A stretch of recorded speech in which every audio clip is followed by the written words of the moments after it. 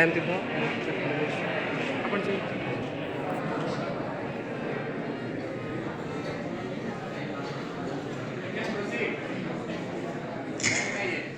मैं सभी house captain से भी निवेदन करूंगी कि वो आए और पुष्प अर्पण करें।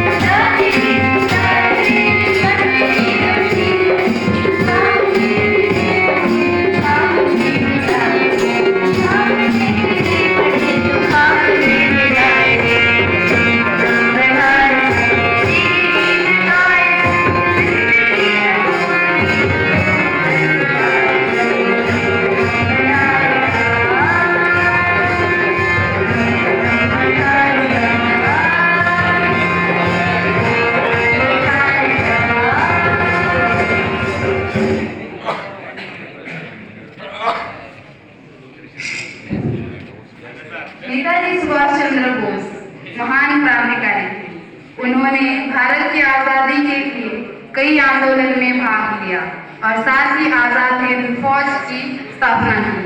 नेताजी द्वारा देश की आजादी के लिए किए गए अभूतपूर्व योगदान के लिए और उनको नमन करने के लिए प्रतिवर्ष 23 जनवरी को पराक्रम दिवस के रूप में मनाया जाता है। और इस दिवस के विषय में और कुछ महत्वपूर्ण बातें बताने के लिए मैं मंच पर आमंत्रित करना चाहूंगी अदिति अभिरूपा को कि वो आए और अपना वक्तव्य प्रदान करें। अदिति अभिरूपा।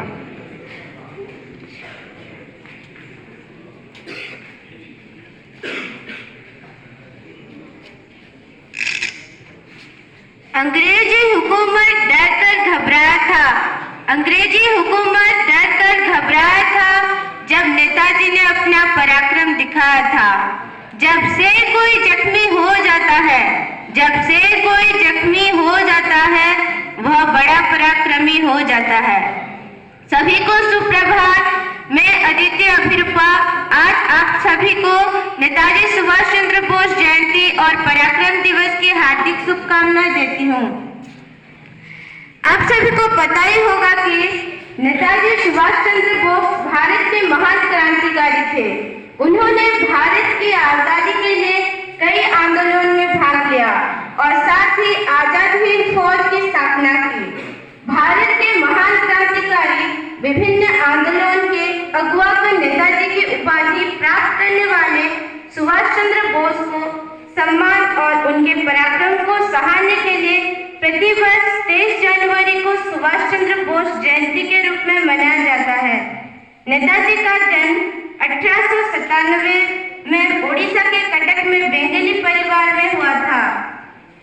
वर्ष 2021 में प्रधानमंत्री नरेंद्र मोदी ने इस दिन को नेताजी के योगदान को देखते हुए पराक्रम दिवस के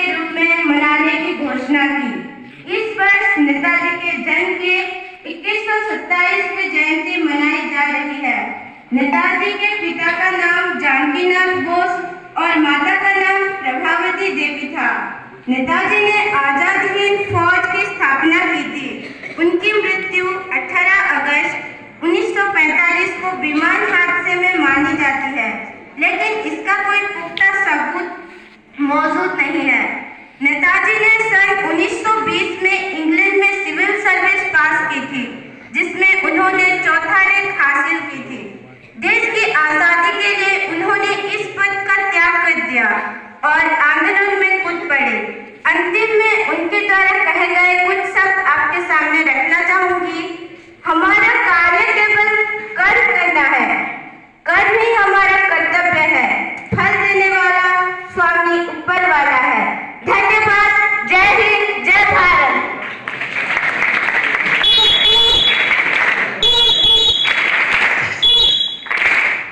धन्यवाद अदिति। अभी मैं अपने विद्यालय के श्री ललित चंद्र सर को मंच पर बुलाना चाहूंगी कि वो आए और इस दिन के बारे में हमें कुछ सूचना दें।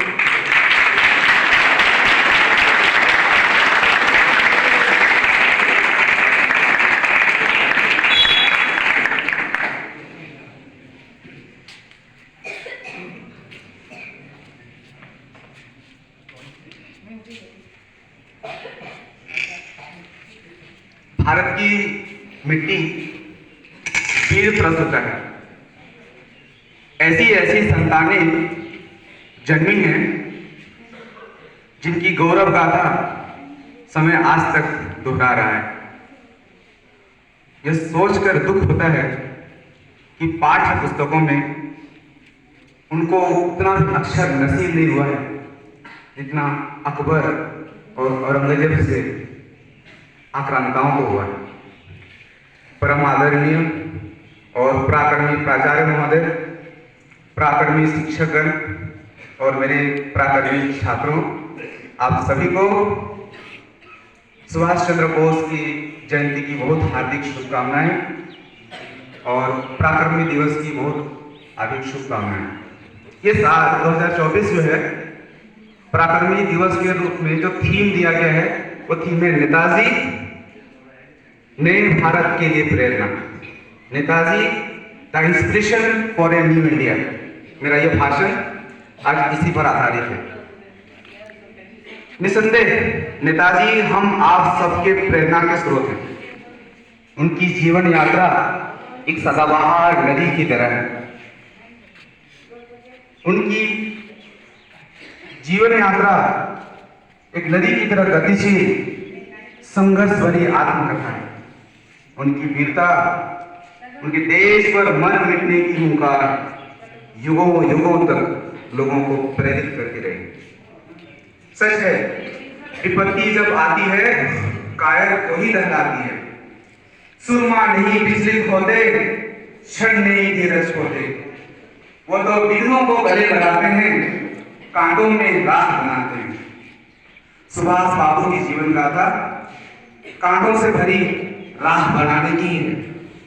वरना कौन, जैसे अदिति ने बताया कि वो आईसीएस के टॉपर थे, खोज टॉपर थे।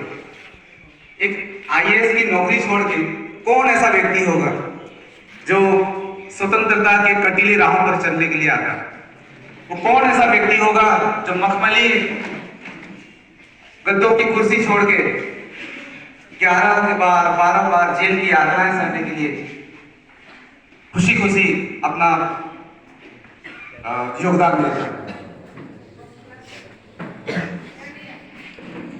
एक प्रश्न मेरे जहन में बार बार आता है कि नेताजी की राह पर चलने पर क्या देश को पहले आजादी मिल जाती और क्या देश इस विखंडन से बच जाता? मेरा प्रश्न फिर से मैं दोहरा रहा हूं कि क्या नेताजी के राह पे चलने पर ये देश पहले आजाद हो जाता और विखंडन जो हुआ हमारा भारत पाकिस्तान बंटवारा हुआ, क्या उससे हम लोग बच सकते थे? मैं एक घटना आपको बता रहा हूं और जिससे शायद आप सोचने के लिए मजबूर होंगे कि ऐसा हो सकता था। जब पूरा विश्व युद्ध के आगोश में था, उस समय नेताजी की भारत में लोकप्रियता चरम पर थी। 1938-39 में वे कांग्रेस के 2 बार अध्यक्ष बने और 1939 में तो गजब ही हो गया। उन्होंने गांधी जी के जो समर्थित उम्मीदवार थे पट्टाभी सीतारामैया को गांधी जी के समर्थन के बावजूद कांग्रेस के अध्यक्ष पद की लड़ाई में हरा दिया था और गांधी जी ने सार्वजनिक रूप से स्वीकार किया था कि ये पट्टाभी की हार से ज्यादा मेरी व्यक्तिगत हार है। तो ऐसी लोकप्रियता सुभाष बाबू में थी और वे पूरे जोश में थे। जब पूरा विश्व युद्ध चल रहा था तो उनकी ये मंशा थी, कांग्रेस पार्टी की तरफ से वो एक प्रस्ताव लेके आना चाहते थे कि यही वो समय है जब हम ब्रिटिश भारत को अपने कदमों के तले ला सकते हैं। यही वो समय है जब ब्रिटिश भारत कमजोर है और उसको हमें 6 महीने का अल्टीमेटम देना चाहिए कि अगर 6 महीने के अंदर हमें आजादी नहीं दी गई तो हम सशस्त्र विद्रोह करेंगे और अंग्रेजों को भागने के लिए मजबूर करेंगे। लेकिन ये बात गांधी जी को और कांग्रेस कमेटी को पसंद नहीं आई और जब नेताजी को ये लगा कि जब उनके नीतियां, उनके प्रस्ताव जब उस कांग्रेस पार्टी से पास नहीं कर सकते तो उसका अध्यक्ष रहने का क्या फायदा, तो उन्होंने सोचा और त्याग पत्र दे दिया 1939 में। उसके बाद कुछ ऐसी घटनाएं हुई, उनके जो मंसूबे थे, खतरनाक मंसूबे थे ब्रिटिश सरकार के लिए, उसलिए उसको नजरबंद कर दिया गया अपने घर पे। वहां से वे तेज वेश बदल करके पहले अब काबुल पहुंचे, काबुल से रशिया, रशिया से इटली, इटली होते हुए जर्मनी पहुंचे और जर्मनी में सीधे जाके हिटलर से उनका मिलना हुआ और उनका प्रस्ताव था कि आप हमें समर्थन दीजिए। क्योंकि उनका ऐसा मानना था कि दुश्मन का दुश्मन दोस्त होता है, इसलिए इसी नाते हुए हिटलर से जाके मिले और उन्होंने कहा कि आप हमें ब्रिटिश भारत से आजादी दिलाने के लिए समर्थन दीजिए। वहां 30,000 जो कैदी थे, 3,000 उन लोगों को मिला के एक सेना बनाई गई और उसके बाद हुए जब वहां उनका मकसद पूरा नहीं हुआ, जापान की हार होने लगी रशिया के पक्ष में भी, तो वहां से वे आ गए जापान और जापान में आने के बाद उस समय सिंगापुर, आजकल सिंगापुर है वो जापान के कंट्रोल में था, तो सिंगापुर में उस समय उन्होंने वहां आजाद हिंद फौज की सरकार बनाई। और जब मैं बच्चों आपसे पूछूं कि भारत के पहले प्रधानमंत्री कौन थे, तो आपका रटा रटाया उत्तर होगा जवाहरलाल नेहरू। लेकिन मैं बताना चाहता हूं और आपको था कि ये यकीन होना चाहिए कि भारत के पहले प्रधानमंत्री अगर कोई थे तो वो सुभाष चंद्र बोस थे।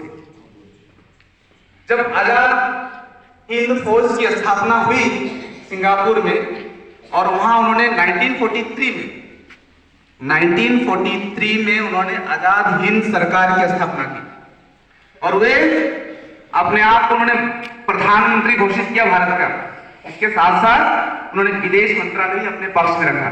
ये वही सरकार है जिसके पास अपने बैंक थे, अपना गुप्तचर सेवा था, अपनी डाक सेवा थी, उसकी अपनी सेना थी। तो ये सरकारें और इस सरकार को 9 देशों का, जापान और जर्मनी जैसे 9 देशों का समर्थन हासिल था। आप कहिए कि भारत के पहले प्रधानमंत्री अगर हम इस नाते देखें तो ये भारत के पहले प्रधानमंत्री भी थे, लेकिन ये तो बात ये है बच्चों कि सुभाष बाबू की जो जीवन गाथा है ये हम सबको प्रेरित करता है। ऐसी कुर्बानियां देना सबके लिए संभव भी नहीं है, सोचना भी नहीं है और जिस तरह की कुर्बानियां उन्होंने दी है उसको इतिहास कभी भुला नहीं पाएगा, चाहे लाख कोशिश करे। इसी कथनों के साथ मैं अपनी जो वार्ता है वो खत्म करता हूं। आप सभी का बहुत बहुत धन्यवाद। आपका दिन शुभ हो, मंगलमय हो। धन्यवाद।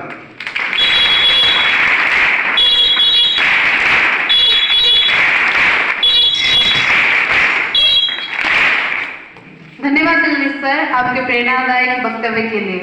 अंत में हमारे विद्यालय के प्राचार्य महोदय को मैं बुलाना चाहूंगी कि वे आए और इस दिवस के बारे में अपना भाव प्रस्तुत करें। प्राचार्य महोदय।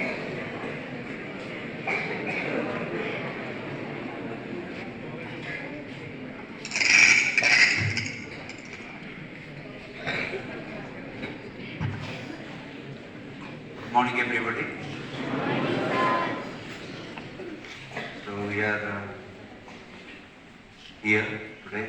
Our country is observing, commemorating the birth anniversary of our great leader, freedom fighter,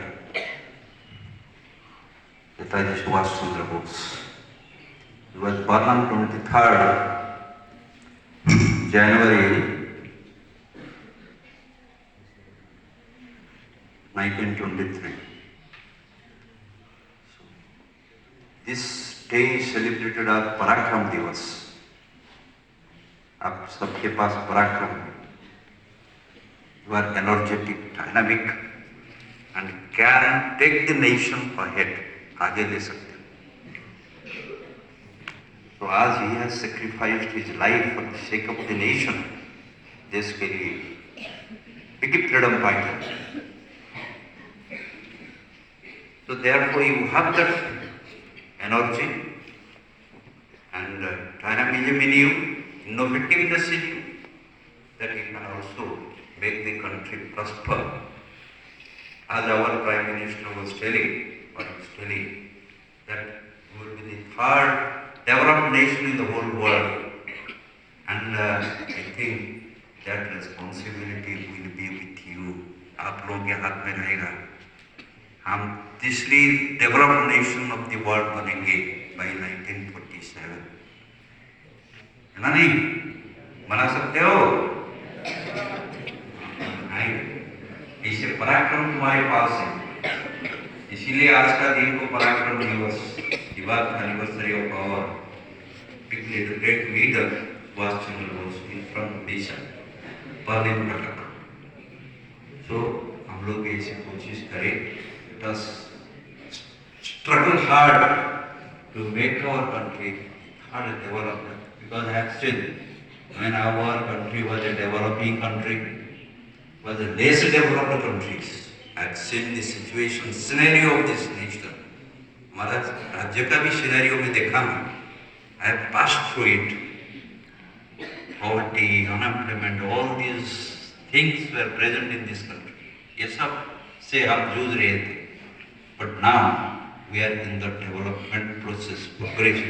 Our country is in progression. Our country one day reach one of the development apex of the development. एक दिन आएगा हम शीर्ष में पहुंचेंगे. तो आप लोगों का मेहनत जरूरत है, आप लोगों का एफर्ट जरूरत है. Now is highly necessary to make the progress of this nation. So once again, I pay my profound tribute to this great leader of this nation who had sacrificed his life for the sake of our nation. Thank you all.